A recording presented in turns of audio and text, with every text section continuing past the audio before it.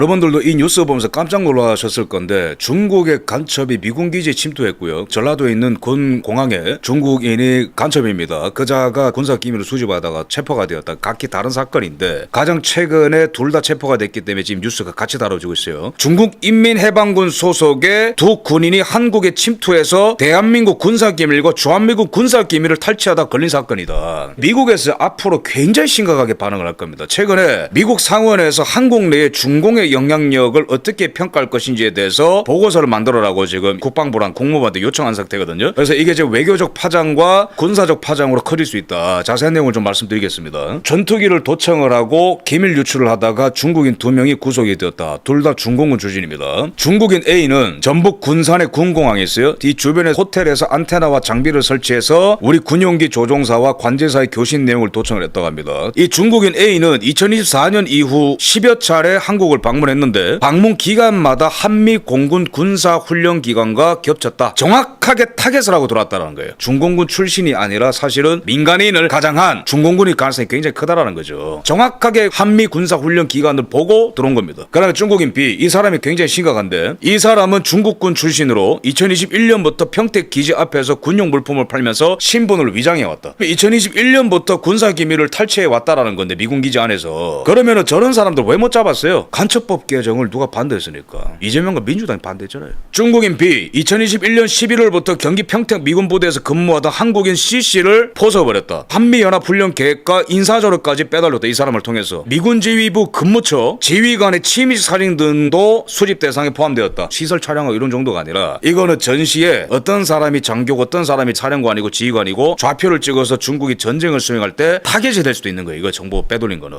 왜냐면 지금 전장이라는 것 자체가 AI가 다 분석하잖아요. 마두로 잡을 때도 팔런티어가 들어가가지고 자료 분석 다 해가지고 방공망 다 없앤 거 아닙니까? 이란을 초토화시킬 때에도 당연히 쓰였고 우크라이나 전쟁에도 팔런티어가 쓰이는데 그 팔런티어를 따라잡기 위해서 중국이 지금 징치라는 걸 만들어내가지고 이미 동북아 군사 정보를 엄청나게 많이 가져가고 있어요. 이게 정보가 결합되고 나면은 전쟁을 수행할 때에 중국이 AI 활용해가지고 우리 주한미군 기지를 타격할 때 쓰일 수도 있는 겁니다. 굉장히 위험한 거예요, 이게 지금. 경찰은 두 사람을 모두 구속했다. 압수한 노트북과 휴대폰을 분석해서 유출된 정보의 최종 목적지와 배후를 추적하는 중이다. 당연히 배후는 중국이지. 뭘 모르겠어요, 이거 지금. 이 중국인 B씨는 주한미군 인스타그램도 팔로우하고 있다고 합니다. 주도 면밀하게 자료 파악하고 있는 것 같은데 이게 지금 우리나라 시간으로 새벽에 보도가 된 건데 바로 지금 미국권에 지금 보도가 되고 있습니다. 이 사건이 굉장히 빠르죠. AP통신, 뉴욕포스트, ABC 뉴스 등의 주한미군 기지를 한국에 있는 중공군 출신의 스파이들이 정보를 털어갔다라는 게 미국 메이저 언론에 다 터지고 있어요. 지금 미국에서 굉장히 예민하게 반응할 것이고 글로벌한 현상이기 때문에 더 빨리 캐치가 되는 게 있을 겁니다. 무슨 말이냐면은 영국 해군에서도 최근에 발칵 뒤집혀지는 사건이 있었는데 K3 스카우트라고 영국 해군이 실전 배치해놓은 무인 수상정에 카메라를 달아놓은 게 있는데 카메라 안에 있는 중국산 부품 때문에 실시간으로 중국의 군사 기밀들이 다 유출돼서 전송이 되었다. 그러면은 지금 이렇게 사람 스파이도 문제지만은 기본적으로 중국산 장비를 쓰고 있는 것이 우리나라의 관공서라든가 아마 이제 군 기지도 엄청나게 많이 쓸 것인데 어떤 정보들이 얼마나 많이 넘어갈지 지금 가늠이 안 된다는 거예요. 근데 영국도 심각하지만은 한국 같은 경우는 지정학적으로 지금 가장 중요한 것 중에 한 곳이기 때문에 미국 언론도 지금 재빠르게 반응을 할 수밖에 없다. 이게 지금 하루 이틀 문제가 아니지 않습니까? 작년에 체포가 된 중국인 청소년들이 있죠, 그죠? 이 자들은 2024년 하반기부터 지난해 3월까지 한국에 각각 3차례 2차례씩 입국을 했습니다. 오늘 보도된 그 사건 말고 작년에 체포된 사건이요. 국내에서 이착륙 중인 전투기와 관제시설 등을 카메라로 수백 차례 정밀 촬영했다. 그러니까 중국인 청소년들이 들어와서 2024년 하반기부터 촬영했죠. 이것도 다 민주당이 간첩법 개정 반대하는 다툼 속에서 일어난 일입니다. 윤석열 대통령 간첩법 개정해라. 민주당은 싫다. 이 와중에 중국인들은 정보를 다 털어갔다라는 거예요. 중국 공산당에서는 군인들도 쓰지만은 그 나라에 있는 유학생들, 여행객들, 민간인으로 둔갑한 스파이들을 활용 안 합니다. 그거는 뭐 어제 오늘 일이 아니고 중국인 A 청소년은 중국 회사가 제조한 무전기를 이용해서 공군기지 관제사와 전투기 조종사 사이에 무전 감청을 했으나 주파수 맞추는데 실패했다. 이 사건은 주파수를 맞추는데 실패를 했지만 오늘 제가 말씀드린 전라도의 군 공항을 감청을 했었던 중국인 스파이 같은 경우에는 프로라서 정확하게 정보를 다 따갔다라는 거죠. 그래서 이런 것들을 계속해서 전방위적으로 여러 지역에서 장기간에 걸쳐서 시행하고 있는 것이 바로 중국 간첩들이다. 근데 작년에 잡힌 중국 청소년들 같은 경우에는 법정에서 재판이 진행되고 있는데 뭐 속도는 시원치 않고요. 거기 지금 중국인들을 변호해주는 변호사의 주장에 따르면은 이들은 그냥 취미 활동이다. 요번에 잡힌 것들도 취미 활동이다. 뭐 이러고 잡아냈어요. 취미 활동이 아니죠. 왜? 정확하게 수원 공군기지 공군기지와 평택 오산공군기지와 평택 미군기지와 청주 공군기지 한미 군사시설 4곳을 노렸기 때문에 저게 무슨 침입니까? 미쳤습니까 이거? 인천, 김포, 제주, 공항 등 주요 국제공항 3곳에 방문한 것으로 확인이 되었다. 이 청소년들은 특정 국가나 세력으로부터 지시받았는지는 공소사실에 포함되지 않았다. 제가 이거 보고 화가 나가지고 검찰이 미친 거죠. 간첩법 개정이 지금 미국의 압박 때문에 최근에 통과가 되긴 했어요. 근데 뭔 소용이 있습니까? 저렇게 해놓으면은. 사법부는 재판을 지연시키고 있고 검찰 같은 경우에는 국가 연계성을 완전히 잘라놓은 상황인데 무슨 의미가 있겠냐고 지금 이게 간첩법 개정이 통과되어도. 그러니까 지금 중국인들이 막 미쳐 날뛰는 거예요. 이게 지금 스파이들이 와가지고. 재작년에 어떤 일이 있었습니까? 2014년 6월에 윤석열 대통령이 부산에 정박한 미국의 루즈벨트 호에 승선한 일이 있었습니다. 근데 그 당일에 중국인들이 드론 띄워가지고 또 촬영했죠. 그죠? 미국의 전략 자산이 중국한테 실시간으로 전송되고 있다. 성능, 방향, 누가 승선하는지, 활동 범위, 작전 계획 이런 것들이 다 중국의 빅데이터로 빨려 들어가고 있다는 말씀드립니다. 항공모함 촬영 사건 같은 경우에도 중국인 유학생 3명이 활동을 했는데 특징이 보면은 전부 다 민간인으로 동갑해놨죠. 아닙니다. 다 중국 스파이입니다. 3년간 촬영물을 500개 이상 촬영을 했다. 취미 아니죠? 제주공항도 드론을 날려서 촬영을 했다. 제가 여기서 말씀드리고 싶은 게 뭐냐면은 사실상 대한민국의 대부분의 군사 요충지와 관련된 정보들은 이미 중국의 빅데이터에 다 흡수가 될 것이고 중국이 지금 중요하게 노리고 있는 것은 주한미군의 동향입니다. 병력이 어느 정도인지, 병력은 어떤 퀄리티로 구성되어 있는지, 한미 훈련할 때에는 어떤 훈련하는지, 세부적으로 어떤 대화를 주고받는지, 중국과 전쟁할 경우에는 주한미군은 어떤 식으로 활동을 할 것인지 거기에 대해서 예측이 필요하단 말이에요. 중국이. 그래서 지금 주한미군 기지를 중심으로 지금 이 순간에도 민간인으로 둔갑한 중국 스파이들이 우리나라에서 활기를 치고 있을 것이다. 지금 막지 않으면 대한민국의 미래가 위태롭다라는 경고는 윤석열 대통령이 임기 내내 얘기했고 특히 계엄령 이후부터는 줄기차게 얘기해온 내용입니다. 그죠?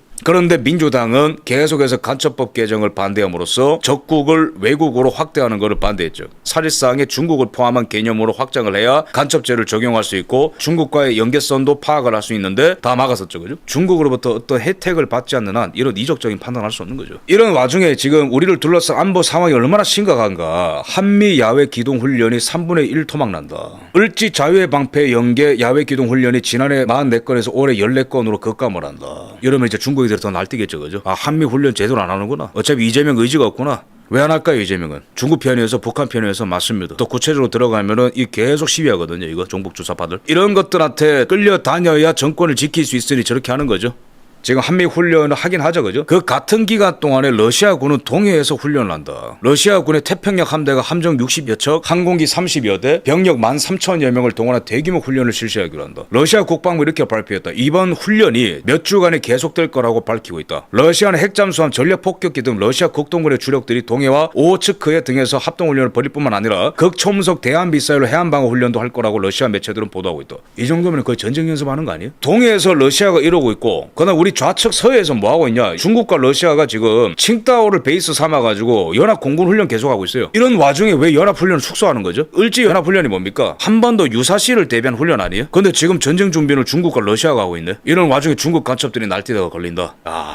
그럼 한국에서 국군의 기밀과 미군의 기밀이 새어나가는 게 왜 심각한 문제냐면은 중국이 지금 노리고 있는 것은 팔란티어를 따라잡을 수 있는 AI 군사 기술입니다. 군용기, 함정, 위성 움직임을 실시간으로 분석할 수 있고 그걸 종합할 수 있다. 10만 건 넘는 미군의 이동 궤적을 AI가 분석을 해냈다. 그런 능력을 이미 보유하고 있다라는 영상까지 최근에 공개했어요. 그래서 이미 미국이 이란 전쟁을 시작할 거라는 것을 중국이 간파하고 있었다라는 보도가 지금 이어지고 있습니다. 그럼 이런 와중에 더 디테일하게 중국도 지금 여러 가지 계획을 짜겠죠. 대만을 침공하게 된다면 주한미군 어떻게 전개될 것인가, 오키나와에 있는 미군 어떻게 움직일 것인가, 광범위한 정보가 필요할 겁니다. 그 다음에 지휘관들은 누구인가, 지휘관들의 성격은 어떤가, 지휘관들의 활동 범주는 어떤가, 지휘관들의 루틴은 어떤가, 항공 내에 미국의 어떤 전략 자산이 들어오고 있고 어떤 전략 자산이 나가고 있는가 실시간으로 다 분석을 마친 다음에 할만하다 이러면은 뭔가를 하겠죠. 중국도. 이런 상황이라는 겁니다. 이런 와중에 주한미군의 정보가 중국으로 빠져나가고 있다. 미국이 앞으로 뒤집어질 겁니다. 그러면 중국 같은 경우는 지정학적인 이익이 뭐냐. 두만강을 통해서 직접 동해 진출을 해야 되죠. 제1도련선을 돌파하기에는 중국도 부담이 커요. 왜냐하면 대만, 필리핀, 일본, 한국을 동시에 상대해야 되니까 이재명은 당연히 참전 안 할 거고. 그래서 미국이 여기를 틀어막으면 중국이 못 나온다라는 계산으로 여기 지금 광범위한 지원을 하고 있죠. 필리핀, 대만, 일본. 그런데 중국 입장에서는 보험이 필요해요. 두만강을 통해서 나갈 수 있다라면 제1도련선 위에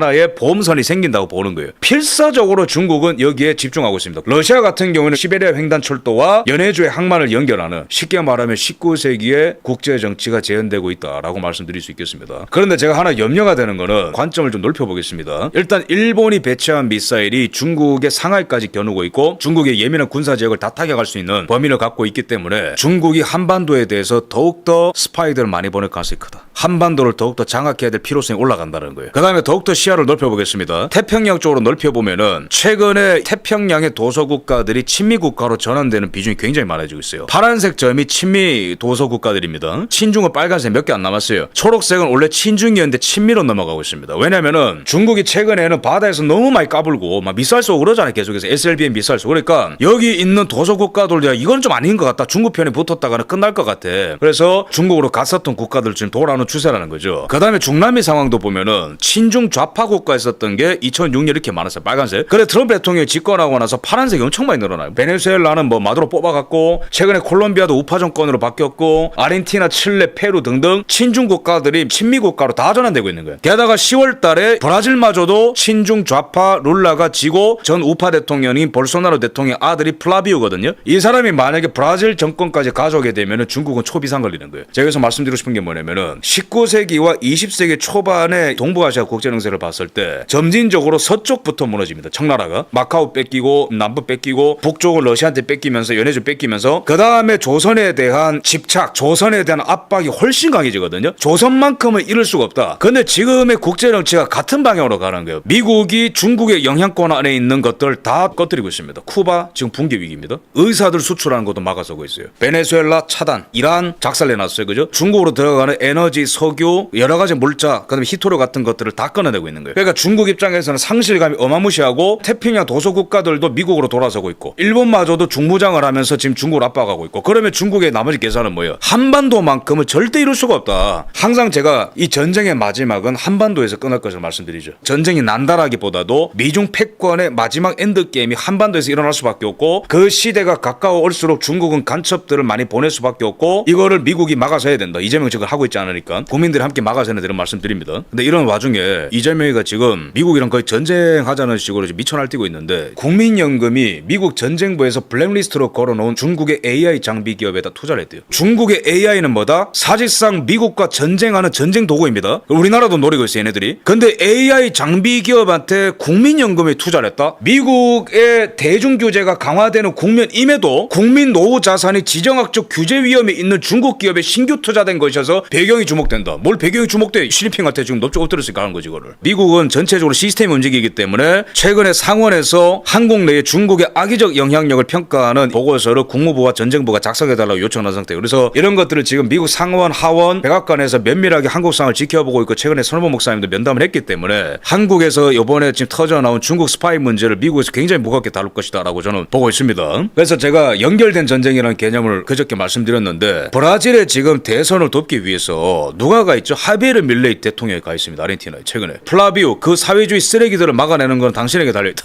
룰라도 지금 브라질 자체를 중국한테 거의 팔아넘기고 있거든요. 근데 더 놀라운 것은 이스라엘의 네타냐후도 여기 축전 메시지를 보낸다는 거죠. 이 전쟁이 모두 다 연결돼 있다는 걸 보는 겁니다. 우리가 물론 이스라엘에서 일어나는 모든 일들, 미국에서 일어나는 모든 일들, 그리고 그걸 바라볼 수 있는 모든 가치 판단과 기준들이 다 연합될 수 있다는 건 아니에요. 그런데 어떻게 보면은 전쟁이라는, 그 다음에 패권 경쟁이라는 틀 안에서 봤을 때에 미국, 이스라엘, 우크라이나, 대한민국, 대만, 일본, 남미에 있는 우파들, 유럽에 있는 우파들이 하나로 이어져 있고요. 러시아, 중국, 이란, 북한, 유럽과 남미의 좌파들과 이재명이가 지금 이어져 있는 거예요. 그래서 결국에는 엄청난 글로벌한 전쟁 가운데로 지금 세계가 들어가고 있다라고 보면 되고요. 남아있는 것은 한반도에서 도대체 미국과 중국이 어떤 식으로 단판을 지을 것인가, 그게 어떻게 보면 최종장의 그림이 될 것입니다. 미셀실 대사가 이 타이밍에 한국에 온 것도 당연한 거죠. 어떻게 보면은 이제는 단순한 외교적 수사나 외교적 프로토콜로는 이재명과 한국을 상대할 수 없다. 더욱더 강력한 방법을 쓰기 위해서 미셀실 대사가 왔다고 저는 생각을 합니다. 그래서 지금 미국 전쟁부 서열 3위에 해당하는 엘브리지 콜비의 최근의 발언을 보면은 아시아 세력 균형을 무너뜨리는 패권국은 아시아에 필요하지 않다라는 견해가 미국의 아시아 정책의 중책을 이루어왔다. 그게 중국이라는 거죠. 아시아가 미국의 외교 전략상 가장 중요한 지역이다. 중동, 유럽보다 훨씬 더 중요하다라는 거예요. 그런데 유럽이나 중동이나 중남미에는 서슴없이 개입하는 트럼프 대통령이 한반도에 대해서는 노코멘트를 한다. 그런 상상할 수 없습니다. 육성으로는 노코멘트를 할지언정 행동으로는 압박이 들어올 수밖에 없다. 아시아 지역에 대해서 관여를 약화시키고 있다는 것은 오해다. 미국은 보호국이 아니라 파트너를 원하고 있다. 이 거대한 싸움 속에서 대한민국 국민들이 만약에 제 몫을 해내서 이재명을 날려보낼 수 있다라면 대한민국 국민들의 사명을 다하는 겁니다. 굉장히 큰 역할을 맡고 있는 거예요, 우리가. 근데 이런 와중에 보훈부 장관 권오리가 최근에 북한은 조선인민공화국이다라고 발언했어요. 기자회견에서. 그 발언을 두고 사과하겠냐 물어보니까 보훈부에서는 사과할 계획이 없다. 대한민국 헌법 위반입니다. 정동영이도 북한은 국가다. 조선인민공화국으로 부르자. 안교백이는 모태똥을 존경하다. 이제 다 이해가 되죠. 저 정도의 미국이랑 한판 붙어보자라는 행위는 뒤에서 중국과 북한과의 뭔가가 있을 수밖에 없다라는 의심을 할 수밖에 없어요. 한번 냉정하게 한번 따져보겠습니다. 자, 국방부 대변인이 군본부 경험이 없는 여자예요. 국방부 장관이 탈영병입니다. 보훈부 장관이 인민공화국이라고 짓거립니다. 통일부 장관이 북한을 국가로. 우리가 또 이걸 희화화하고 좀 이게 놀릴 수도 있겠지만 한번 진지하게 한번 생각을 해봤을 때 이 그룹들은 도대체 어떤 다가올 세상을 예감을 했길래 이럴까. 마두로가 잡혀가고 이런 어떤 구체적인 것까지 예상 못했겠지만은 트럼프 당선이라는 게 국제정세에 대격변을 일으킬 것이고 김정은마저도 끽할 수 있다라는 거까지도 봤을 거예요.